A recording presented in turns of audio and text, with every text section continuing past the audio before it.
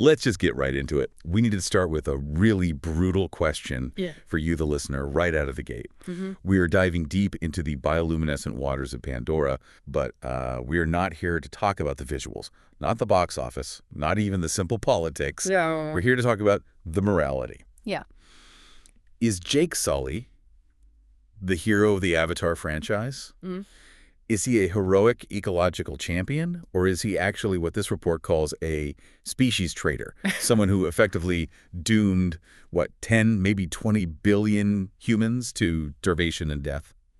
That is the uncompromising mission statement laid out by the source material we're looking at today. It's a report called the Xenomorphic Mirror. Right. And this whole deep dive, our focus is on analyzing the Avatar films, not as simple anti-colonial critiques, which is, the comfortable surface-level reading everyone has. That's the easy take, yeah. Big corporation bad, nature good. Exactly. Yeah. The report argues we should see them as a radical manifesto of anti-humanism, all hidden beneath this, technological spectacle. It's the difference between saying the way the RDA does business is bad and saying the very existence of humanity is a fundamental cosmic flaw that needs to be corrected. Precisely.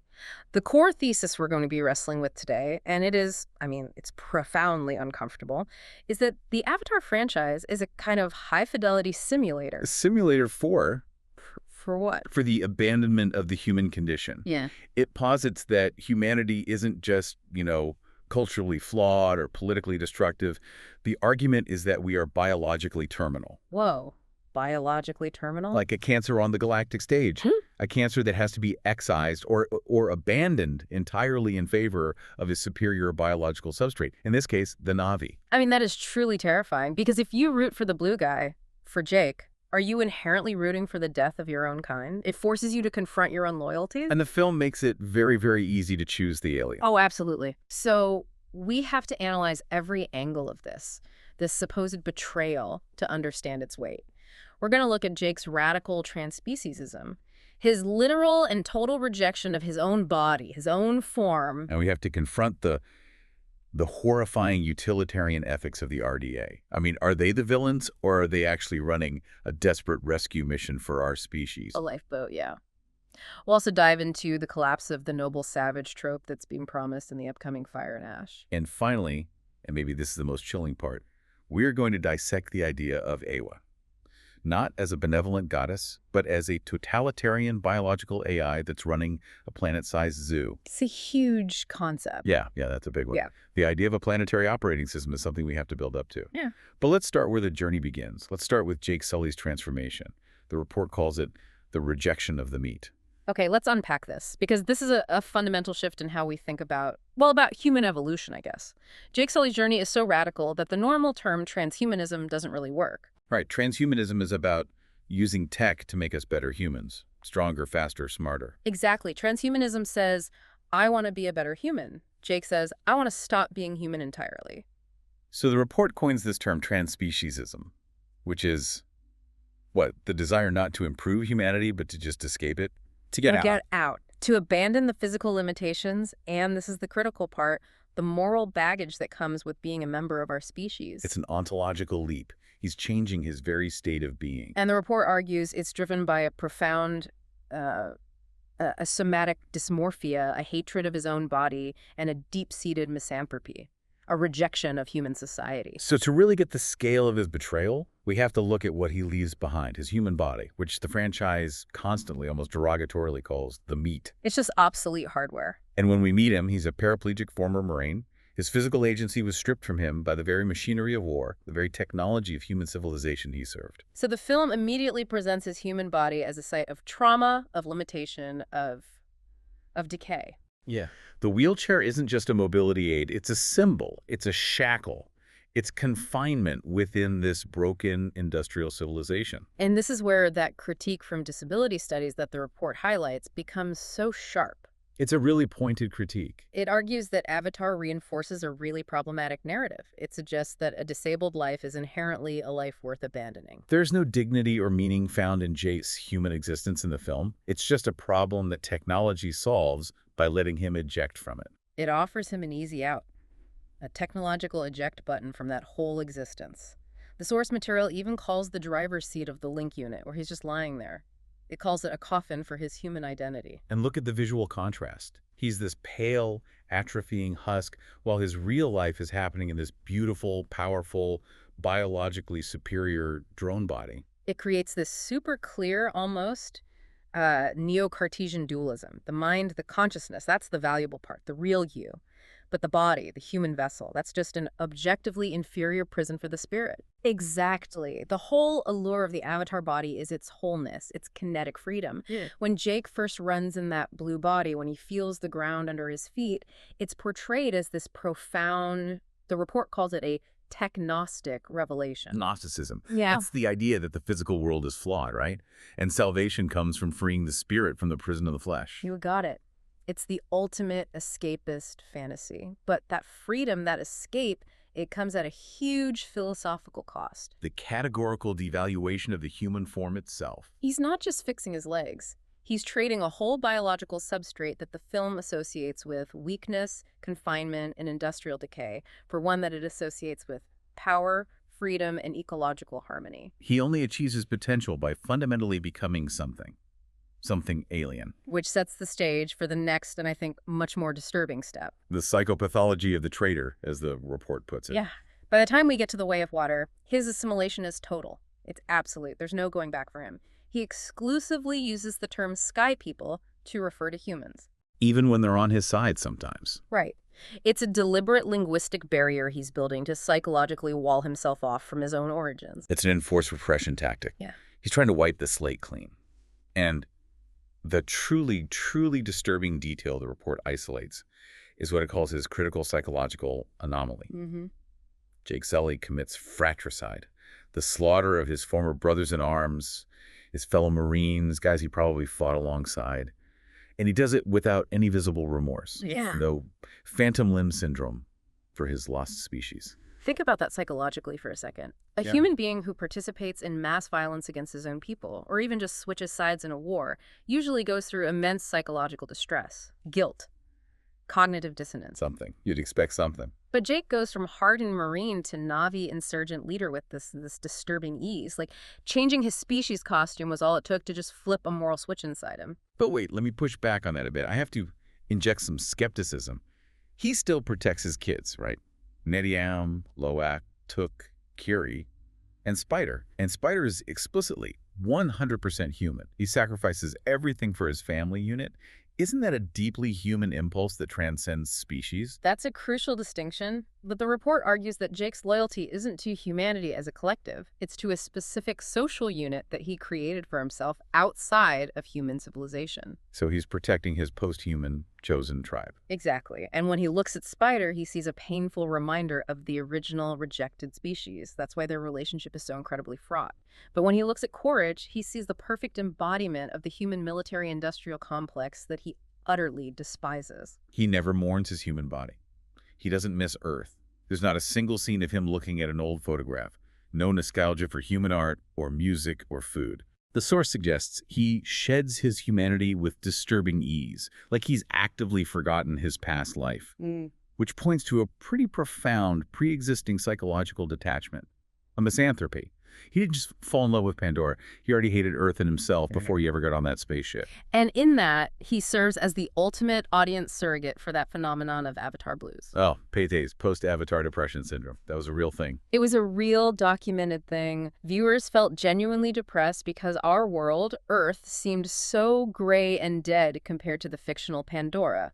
Jake Sully is the only person who successfully cures his PAIDs by committing species suicide to be reborn as an alien. And this is where the philosophical horror really ramps up. Yeah. Because it all ties into this really unsettling question of identity that the report calls the copy problem. This is where metaphysics crashes into hard sci-fi, and it's absolutely crucial to the whole ethical debate. Okay. In The Way of Water, the recombinants, the recoms, like Colonel Courage, they are explicitly just cloned Na'vi bodies with human memories uploaded from archived data. Right. And Courage even says it. He says, "I'm not that man." He acknowledges the discontinuity. He knows he's a copy. Because if you copy a mind and you run it on new hardware, the original being died, a copy just continues. That's the fundamental horror of advanced transhumanism, the teleporter problem. But Jake Sully, in the first film, he undergoes what the narrative insists is a spiritual transfer. It's a mystical thing, mediated by Eywa. The film needs you to believe that. It needs you to believe it preserves the soul so we can sidestep the disturbing implication that the original human Jake just committed suicide in that trailer. But the report challenges that distinction. Is that distinction real? Or is it just, Na'vi religious propaganda to make us root for him? Well, if we strip away the mysticism and we view Eywa as a planetary biological hard drive, which is a concept we'll get into much more deeply later, then Jake's transfer was just a very sophisticated data migration event. So no soul, just data. Just data. The report argues that the human Jake Sully died in that trailer. He flatlined. The being that opened its eyes in the Na'vi body was a biological construct, an organism running the jakesully.exe personality file, programmed with the memories of a dead Marine who fundamentally rejected his previous life. That interpretation, it casts an absolute shadow over the entire romance and heroism of the franchise. The traitor hero isn't a redeemed man who found a new calling. No. He's a biological construct programmed with the specific memories of a dead traitor fighting a war against the species that created him and archived his identity in the first place. Yeah. That is genuinely chilling. And this desire for radical escapism, it's framed in the film not as cowardice, but as a rational survival strategy. I mean, why would you go back to Earth? The films are constantly telling us that the real-world industrial civilization, humanity, is just a dying rock. Which means the desire to escape is framed as rational, not selfish. Jake is an immigrant, not a tourist. He burned the boats he arrived on. No intention of returning. And that narrative resonates with us because it offers a fantasy of what the report calls post-Anthropocene absolution. By becoming Na'vi, Jake washes his hands of all the ecological crimes of humanity. He gets to keep the consciousness of a modern man, his knowledge, his training, but he gets to live in the guilt-free body of this noble alien. It's the perfect package. The visual language, the contrast between the meat, his human body, and the Dreamwalker, his avatar body, it builds this clear hierarchy of value right into the film's structure. Yeah, his human body is paralyzed, confined, isolated, fragile. It's disposable. It's cheap labor. While the avatar body is hypermobile, it's integrated into the biosphere. It's networked through the Sahelu, that neural queue. It's durable, with carbon fiber reinforced bones. It's a high-investment, multi-billion-dollar luxury good. So the film's visual language is doing all the philosophical heavy lifting for us. The human form is obsolete hardware that has to be abandoned. And Jake Sully's path is the manifestation of extreme self-loathing turned outward. He's destroying the RDA not just to save the Na'vi, but maybe to ensure the destruction of the last reminder of what he used to be. And that brings us to the core of this whole dilemma, why the RDA's fight matters so much. It has to, because now we have to tackle the truly uncomfortable section. What we're calling the forbidden question. Are the RDA the villains? Are they actually right? The mainstream narrative frames the Resources Development Administration as this monolithic evil, a caricature of corporate greed only interested in profit. Right. Unobtanium equals money. Simple. But the deeper lore, the stuff that most viewers skip or miss, it reframes their brutality. It paints it as a desperate utilitarian calculus for species survival. So the argument is the RDA isn't fighting for quarterly profits in a vacuum. They're the logistical backbone of a species that's facing terminal extinction. We have to contextualize Earth's utter, total desperation. The film just rushes past this, but the lore is concrete and it is catastrophic. Okay, lay it out for us. Earth, in the mid-22nd century, has a population of 20 billion people. 20 billion. The planet is drowning in toxic waste, starvation, resource wars. It is suffering total ecological collapse. This isn't just, pollution. This is societal death. The report uses these incredible terms like ecological necrosis.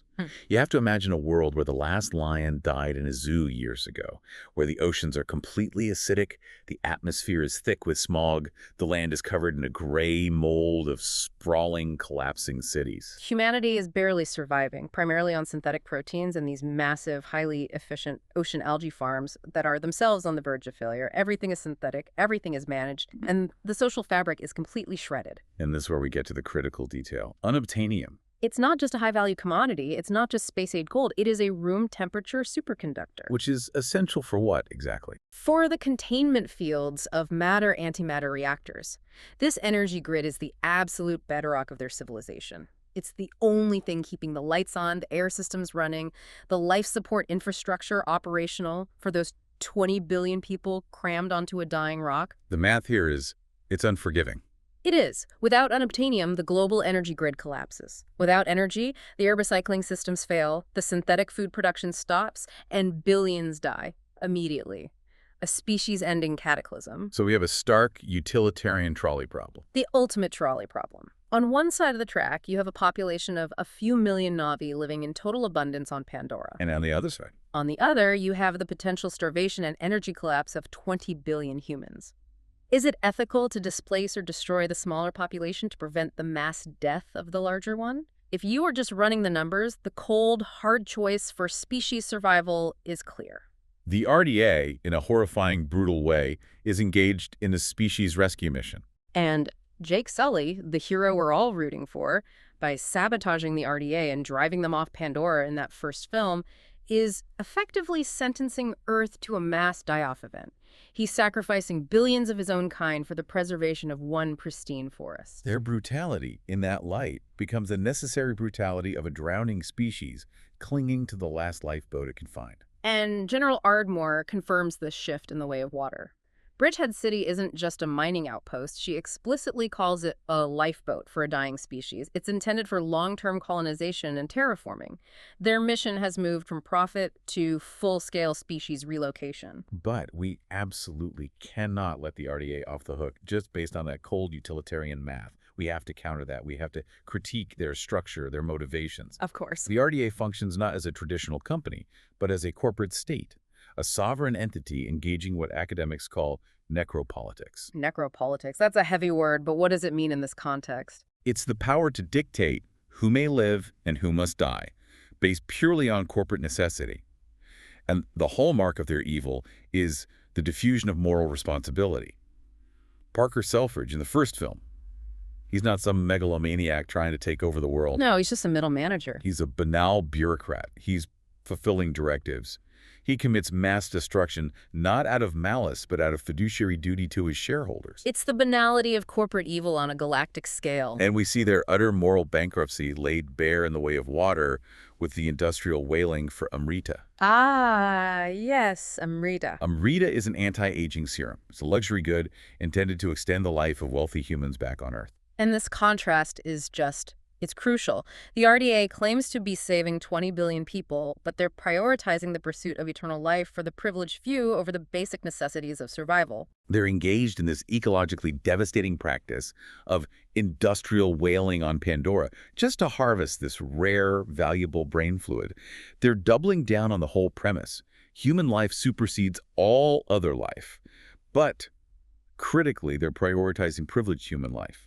So the ship carrying the Amrita is basically a testament to the fact that they haven't fixed the problem of their own greed. They've just exported it to an alien world. Exactly. And even in the face of species extinction, the corporate structure, the stratification of wealth, that all remains paramount. We should also touch on the really strange cognitive dissonance that Cameron introduces with the military-industrial complex. He's supposedly an anti-military filmmaker. Supposedly. But he's clearly obsessed with military hardware. The films are a critique of the MIC that simultaneously fetishize its aesthetics. We call that the military sublime. The awe-inspiring, almost spiritual terror and beauty of industrial warfare. The camera just lingers lovingly on the mechanics of the AMP suits, the gunships, the massive armored convoys. The sound design of the rotary cannons, the hydraulics, it's all designed to feel incredibly powerful.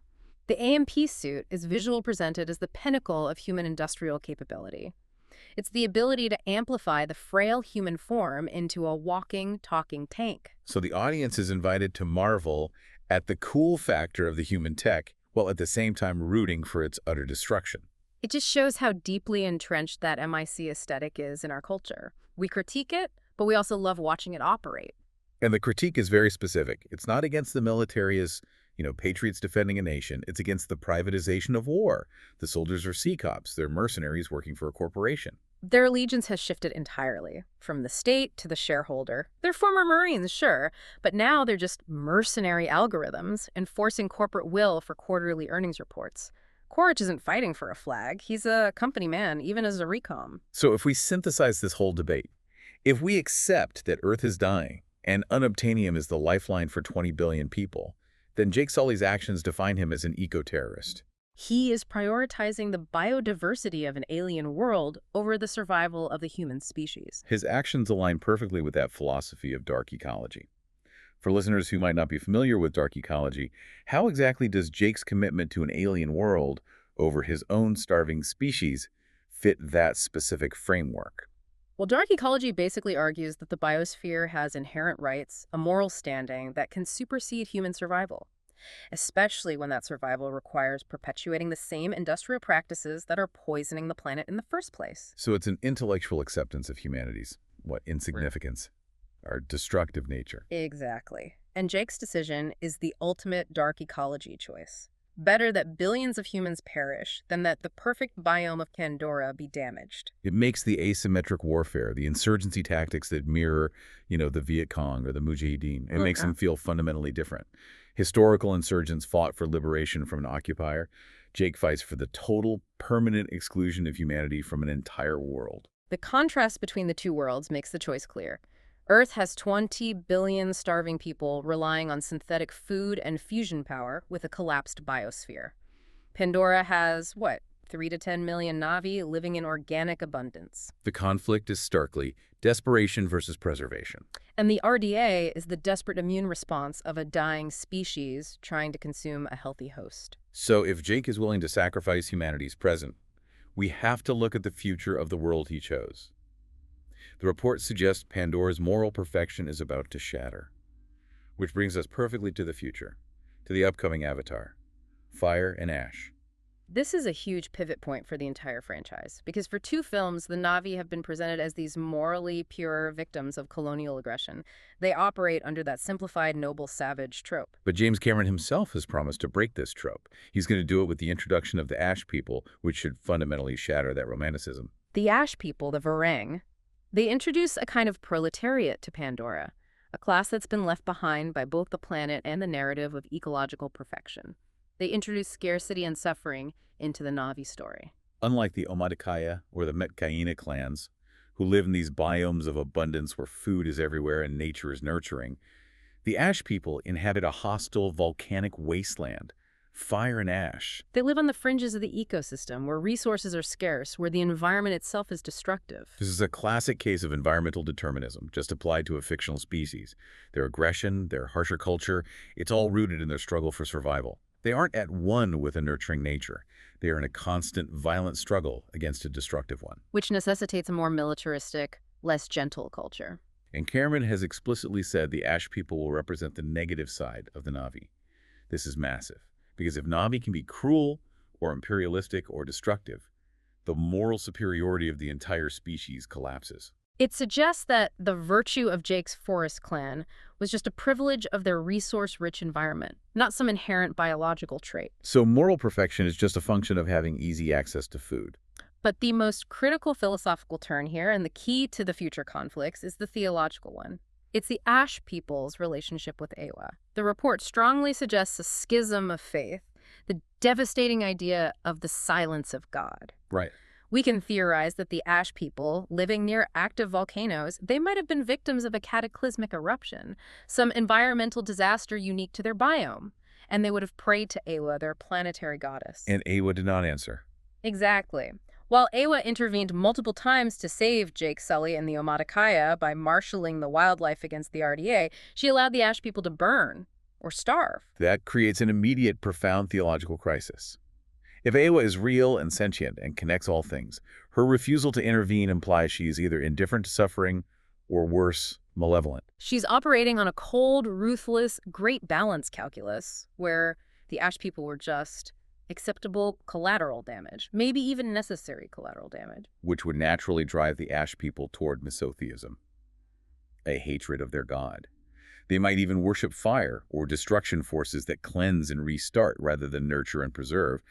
Varang, their leader, would be the scorned child of the planetary mother seeking revenge. And that would validate the human critique of Eywa. She's not a loving goddess. She's a cold, calculating, and highly discriminatory system. And this leads to what the report predicts will be a masterstroke of political realism, a strategic alliance between the rejected groups, the Ash people and the RDA.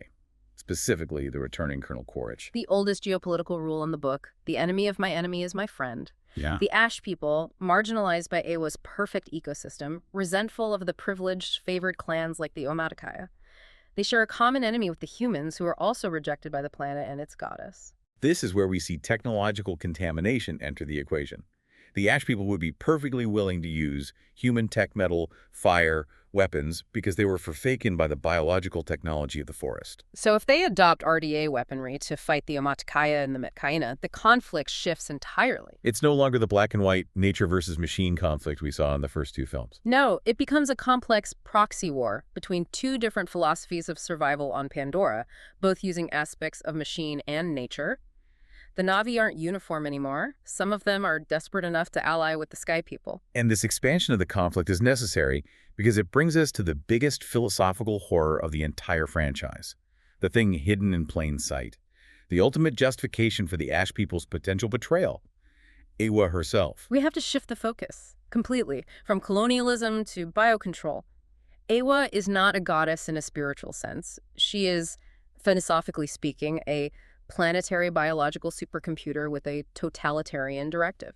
The film presents Eywa through mysticism and spirituality, but the lore gives us a hard sci-fi explanation for her. It does. She's a neural network composed of these signal transducting roots and complex fungal connections, and it operates with synaptic speed across the entire planet. We are talking about a true fungal intelligence, a supercomputer with processing power that would far exceed the combined brains of all of human history. And that network creates a true hive mind, which comes with the terrifying implication of the loss of individuality. When the Na'vi upload their ancestors to the Tree of Souls, is that preservation or is it data mining?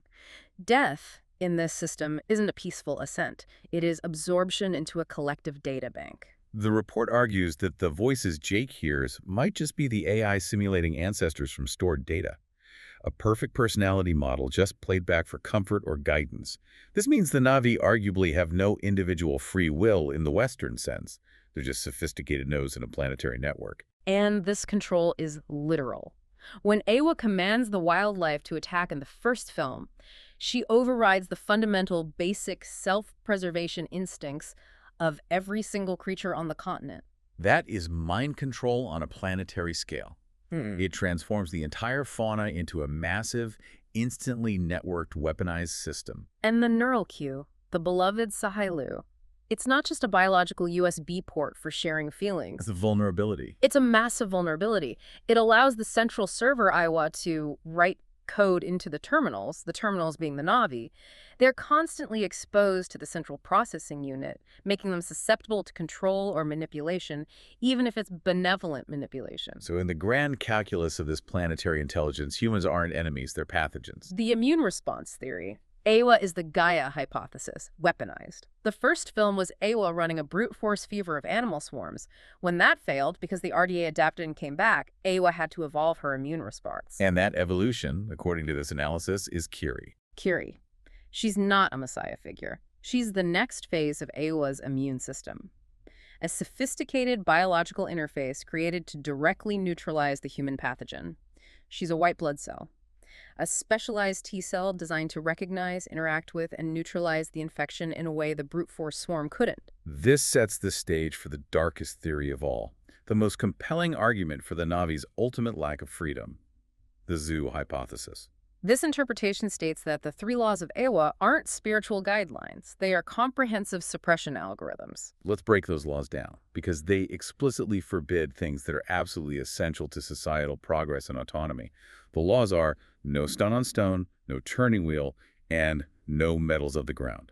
Why would a benevolent deity forbid the wheel? Because these laws explicitly forbid the development of any technology that would allow the Na'vi to rival Eywa's power, or, critically, damage the delicate biosphere she controls. They are designed to enforce a state of beneficial but total stagnation. Look at the practical effect of the first law.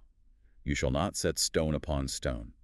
This prevents urbanization, fortification, permanent settlements. It keeps population density low. And it prevents the rise of complex political states or independent military powers that could potentially challenge Eywa's central authority. The Na'vi must remain tribal. The second law, Neither shall you use the turning wheel prevents mechanization. It prevents transport efficiency. It prevents large-scale trade networks that would unify the continent. It ensures the clans remain isolated and biologically dependent on the ecosystem and the biological mounts that are controlled by Eywa. No complex logistics means no unified civilization. And the third law, nor use the metals of the ground, is the capstone. This prevents industrialization, advanced weaponry, electricity. Eywa ensures the Na'vi can never build technology capable of harming her planetary network or escaping their dependence on it. And the conclusion is chilling. Eywa deliberately keeps the Na'vi in a perpetual Paleolithic state. They are not free. They are domesticated pets of a superintelligence, kept happy, healthy, and spiritually fulfilled inside a gilded cage. Their evolutionary and technological potential is permanently stunted by religious dogma that is enforced by a real, biological, sentient entity. They are functionally livestock in the world's most beautiful and sustainable farm. So if the Ash people use metal and fire, they are the Promethean figures of Pandora. They're rebelling against the tyranny of the garden to seize the fire of civilization and technology. Their conflict is one for genuine emancipation from the zoo, even if their methods align them with the human invaders. This analysis it fundamentally shifts the entire conflict. The real tragedy isn't simply the human invasion. The tragedy is the underlying tyranny of the perfect, controlling garden that prevents its inhabitants from ever growing up. So we've synthesized the report, and the conclusion feels inescapable. The Avatar franchise, when you strip away all the grandeur and the romance, it doesn't offer a path for humanity to redeem itself as humanity. No. It only offers the path of the Avatar. To cease being human, to abandon the meat and upload your soul into the machine of nature, or just die. That is the anti-humanist sublime. James Cameron has constructed a universe where to be good requires the complete abjection of the human condition. To support Jake Sully and the Na'vi is to root for the total failure of species survival and the death of Earth. The tragedy is that Pandora has no place for humans, and the film wholeheartedly agrees that it shouldn't. It validates the deepest nihilistic impulse of the modern age, the wish that we are not us, and the terrifying suspicion that, in the grand biological calculus of the universe, we are the virus that the immune system is right to purge. It's powerful because it resonates with our own ecological guilt, doesn't it? It does, and the Ash people are coming, and they are the reflection of humanity itself, burned, scarred, desperate for survival, and left behind by a god that chooses winners and losers. They represent the unavoidable reality that suffering necessitates change, and they might just break the entire gilded cage wide open. So what does this all mean for you, the listener? We talk about Avatar blues, the audience leaving the theater depressed, wishing they could live on Pandora. We realize now that phenomenon. It wasn't about wishing you could ride a banshee. No. It was because the film successfully argued that your own existence as an industrialized technological species is a moral error. What does it mean for a global audience to overwhelmingly embrace a story where the only way to be good is to commit species suicide? What does that say about our collective self-esteem and our willingness to sacrifice the desperate billions for the sake of an idealized alien utopia? That is the real question for you to mull over in the gray reality of our own world.